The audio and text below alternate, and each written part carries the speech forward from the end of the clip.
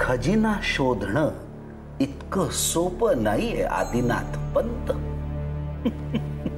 महादेव दादाची हीच तर खुबी होती. समोरच्या माणसाला तो अगदी बुचकळ्यात पाडायचा. पण सुरुवात तर करायला हवीच. मी काय म्हणतो, घे देवाचं नाव आणि कर सुरुवात. आजोबा काय म्हणाला तुम्ही? घे देवाचं नाव आणि कर सुरुवात. दिस कॅन बी अ पॉइंट. आजोबा प्रत्येक कार्याची सुरुवात आपण देवाचं नाव घेऊनच करतो. मग आपणही आपल्या कार्याची सुरुवात त्याच्यापासूनच करूया ना. म्हणजे माझा अंदाज चुकत नसेल तर तू श्रीकृष्णाच्या मूर्तीबद्दल बोलतोय. एक्झॅक्टली. आपल्याला श्रीकृष्णाची मूर्ती कुठे सापडली होती? भुयारात.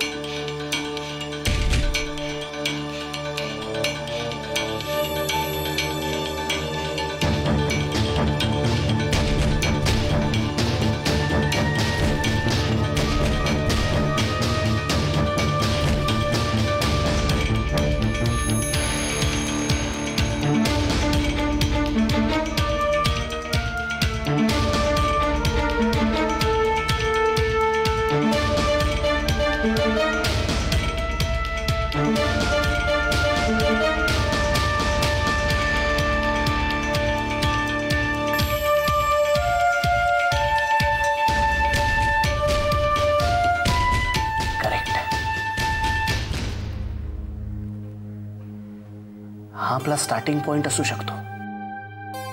भुयार. हा जरी अंदाज असला तरी तो योग्य दिशेने आहे आदिनाथ पंत. येस आजोबा. भुयारात आपल्याला या पुढचा क्लू कदाचित मिळू शकतो. ठीक आहे. मग ज्या श्रीकृष्णाच्या मूर्तीपासून तू सुरुवात करणार आहेस त्याचे आशीर्वाद घे आणि कर सुरुवात. हो, पण भुयारात एकटा जाऊ नकोस. विष्णूला बरोबर घेऊन जा. नको आशोक. विष्णू काकाला राहू दे तुमच्या बरोबर. भुयारात मी एकटाच जाणार. वाडाही आपलाच आहे आणि भुयारही.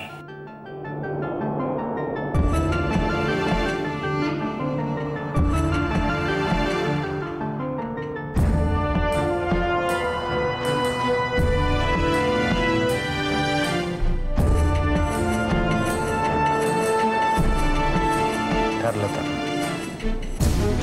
उद्या सकाळीच मी भुयारात जाईन.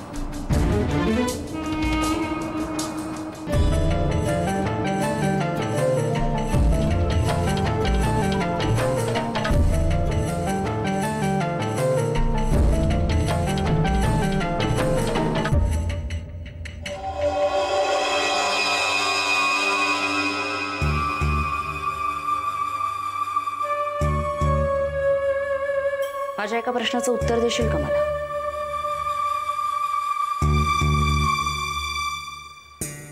तू इथे कशासाठी येतेस? कोणी तुला पाहू नये म्हणून का इथे येऊन राजरोसपणे फिरता यावं म्हणून? न टाळता येण्यासारखी काही कामं होती म्हणून बाहेर पडावं लागलं मला. टाळता न येण्यासारखी कामं सांगता न येण्यासारखी सुद्धा आहेत का?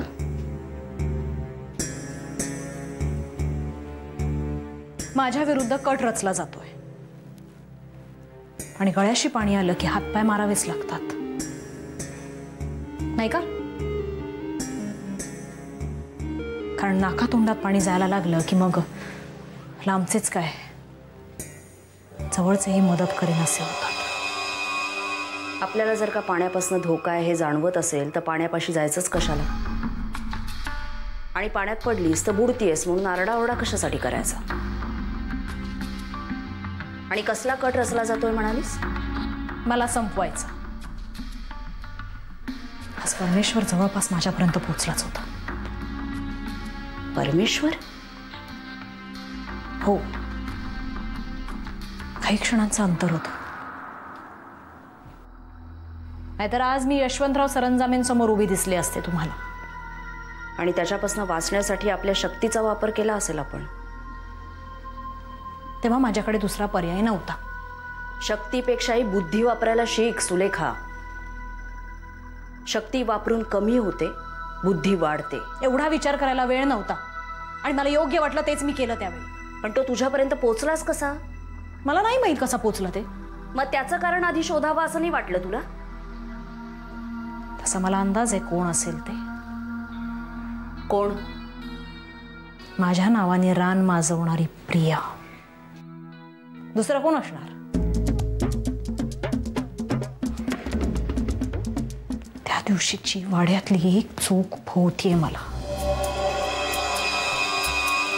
स्वतःचं स्वतःला एवढं कळलं ना तरी खूप आहे. मला आता तुझ्याकडनं बऱ्याच गोष्टी करून घ्याव्या लागणार आहेत. आता या सुलेखाचा मलाही काही उपयोग नाही आणि इंदुमतीलाही.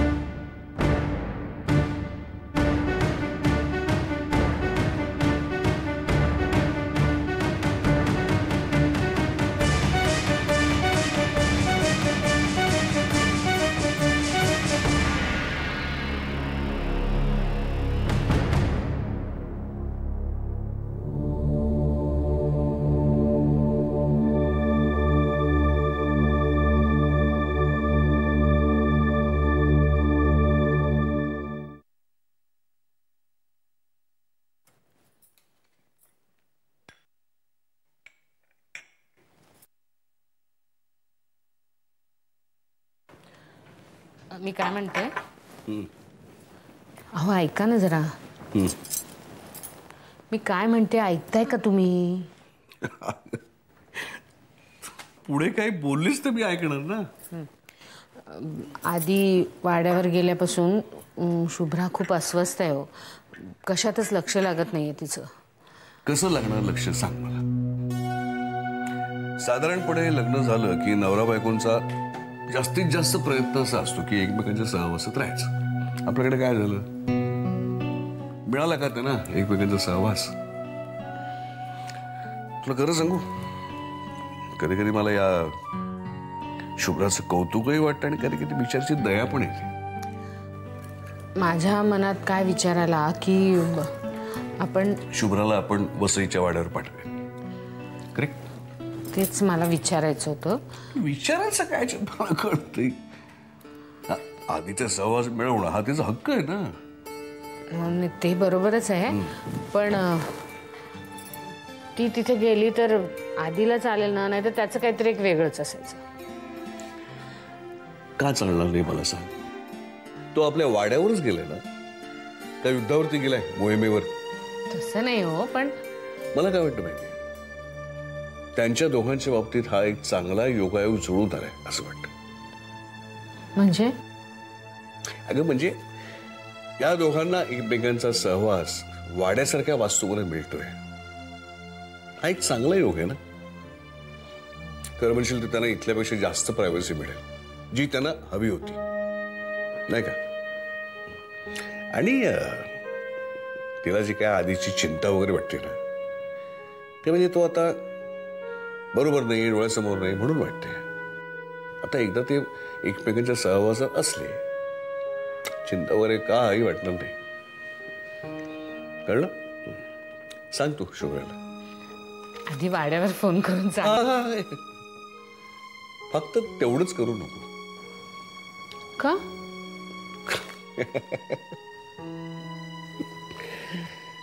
कसं सांगू ग तुला?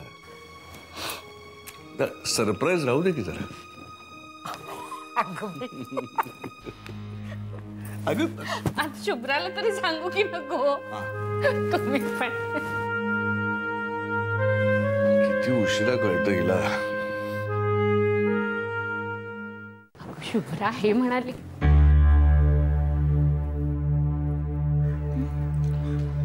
काय झालं आई? मी तुला तेच विचारते, काय झालं? सकाळपासून बघते बेचैन आहेस. तब्येत वगैरे बरी नाही का तुझी? हो आई, मी बरी आहे. आई, ज्या दिवशी आदिनाथ वाड्यावर गेले ना, त्या दिवसापासून मला सतत एक भयंकर स्वप्न पडतंय की कोणीतरी कोणावर तरी हल्ला करतंय. त्या स्वप्नातली दृश्य आठवली ना की अक्षरशः मनात धडधडतं. आदिनाथना कसला धोका नसेल ना? अगं असं काही होणार नाही, तू काही काळजी करू नकोस. तो एकटा आहे का तिथे? बाबा आहेत, विष्णू आहे. पण मला एक गोष्ट कळत नाहीये, वाड्यावर तर पार्वती आजींची शक्ती आहे ना, मग आदिनाथ वाड्यावर गेले असताना मला हे असं स्वप्न का पडावं? अहो सारखं असं वाटतंय की आदिनाथला कसला तरी धोका आहे. नाही ग, आत्ता मला हे काय म्हणाले माहिती, आदिनाथ तुझ्या डोळ्यासमोर नाही ना म्हणून त्याची काळजी वाटते तुला. आता या सगळ्या स्वप्नांचा आदिनाथशी संबंध आहे नाही आहे याची उगीच काळजी करत बसण्यापेक्षा तू त्याला फोन कर ना. तू त्याला हे सांगितलंयस का स्वप्नाबद्दल? नाही अजून. अगं मग फोन कर त्याला. तू हे सगळं त्याच्याशी बोललीस ना तरी तुला निम्म बरं वाटेल. आणि मग तू आता थोडे दिवस वाड्यावरच त्याच्याबरोबर जाऊन राहा. हां, म्हणजे तुला पूर्ण बरं वाटेल.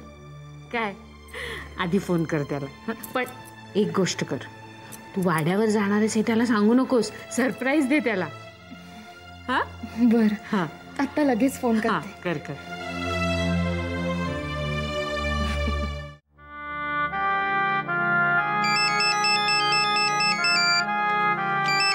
हॅलो आदिनाथ, कुठे होतात तुम्ही? मी किती वेळ तुम्हाला फोन करायचा प्रयत्न करते, तुमचा फोन लागतच नाहीये.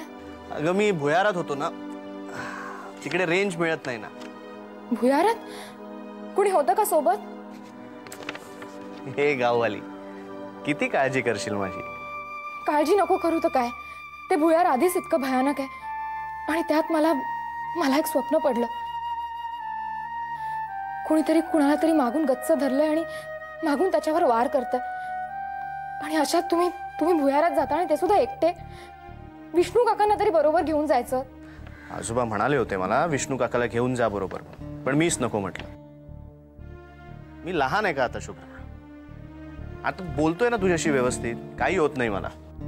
प्रत्येक गोष्टी तुम्हाला थट्टा का सुचते?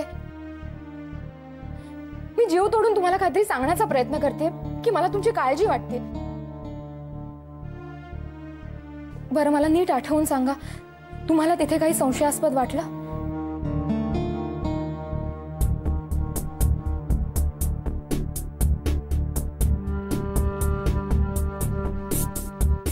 हॅलो आदिनाथ. हॅलो. हा काय काय झालं आदिनाथ? काही नाही का. म्हणजे मला एकदा दोनदा असं वाटलं होतं की कोणीतरी आहे, पण तो भास होता. अशा 8 ठिकाणी गेल्यानंतर आपल्याला वाटतं ना की कोणीतरी आहे मागे, कोणीतरी मागून येऊन आपल्याला पकडेल. तसंच काहीसं वाटलं मला, पण तो भासच होता आणि काही नाही. नाही आदिनाथ, तो भास नव्हता. मला पडणारी स्वप्न नेहमी काहीतरी संकेत देतात आणि या स्वप्नातून मिळणारा संकेत नक्कीच चांगला नाहीये. शुभ्रा तू नको काळजी करूस. मला कोणी काही करणार नाही. आणि इथे आजोबा आहेत, विष्णू काका आहे. मी रोज फोन करतो ना तुला, तसाच रोज न विसरता फोन करेन. ओके? हो. ठेवू? बरं. बाय.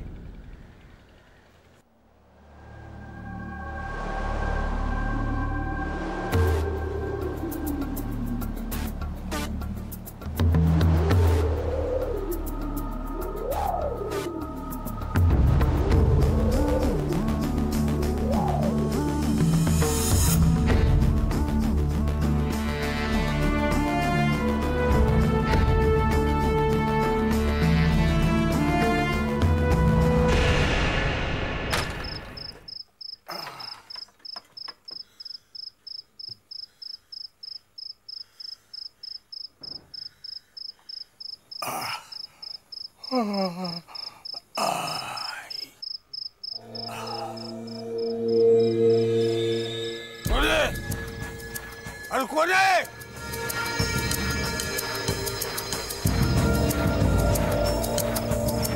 अरे कोण आहे? कोण आहे?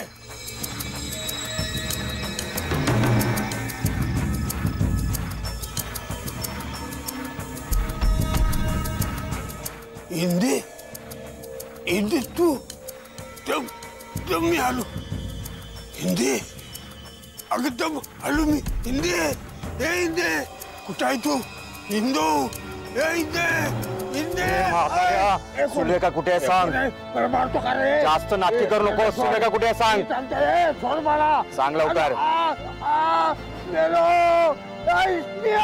चुप आवाज बंद कर. चुप बोलतो ना तुला. चुप. सुलेखा कुठे आहे सांग.